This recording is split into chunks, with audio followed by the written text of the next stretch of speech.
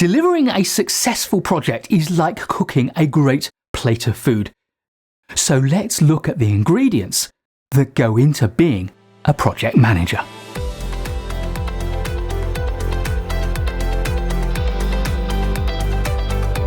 Number 1, professional mindset.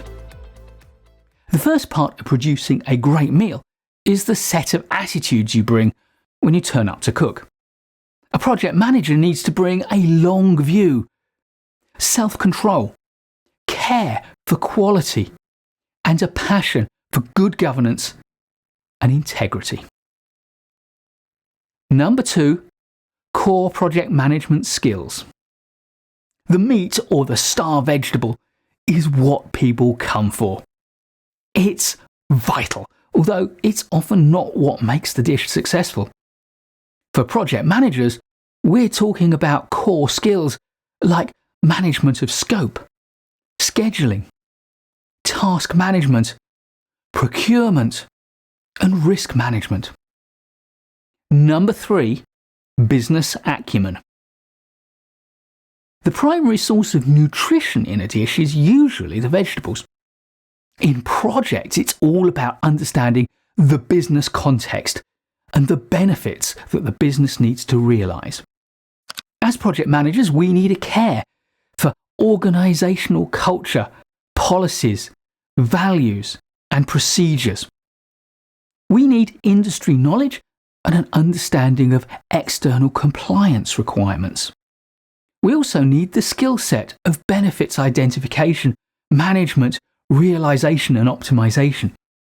And we also need to understand the external environment of our customers, our competitors, our suppliers, and our business partners. And finally, we need to understand the need for change and the obstacles that are likely to stand in our way, and perhaps have an element of competence in how to manage those situations. Number 4, personal professional effectiveness. What are the skills it takes to be a great chef? Project managers equally need a wide range of personal skills to be an effective professional. These include problem solving and decision making, personal time management, learning and developing yourself, mastering new ideas, new knowledge and new skills, balancing multiple priorities, although not necessarily multitasking, objective reasoning and evaluation, data gathering, data analysis and presenting data objectively, and the gravitas and personal impact to make your point felt. Number 5, financial acumen. Just as a chef needs to get all of their measurements right, so we need to be adept at mathematical and financial thinking. This means estimating and budgeting, financial evaluation, and cost monitoring and control. And of course, financial reporting. Number 6, people skills. Working with people, collaborating, leading, and communicating with them are how we cook our meal. The PMI has taken to calling these power skills. They include things like managing upwards, because after all, we all have sponsors, clients, and bosses to please. Team building and leadership, delegating and allocating work, coordinating that work and motivating the people who are doing it, conflict management, and communication in all its forms. Forms like briefing and presenting information to individuals, to small groups, and to large audiences, facilitating, leading meetings and attending meetings and contributing to them, and giving and receiving feedback. Number 7, political acumen. Finally, in cookery, you need the herbs and spices to get the flavouring just right.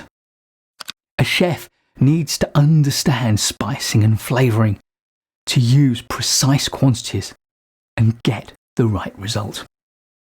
Equally, we need to be able to understand and work within a political environment where the tiniest difference can can have a profound impact. You need skills like reading the room, stakeholder engagement, influencing and persuading, and negotiation. Like all good recipes, no one ingredient is more important than the others. They're all essential, and it's about balance. With one missing, however, the dish will be compromised, and it won't turn out as you hoped and expected. Please do give this video a like if you've enjoyed it or learned from it.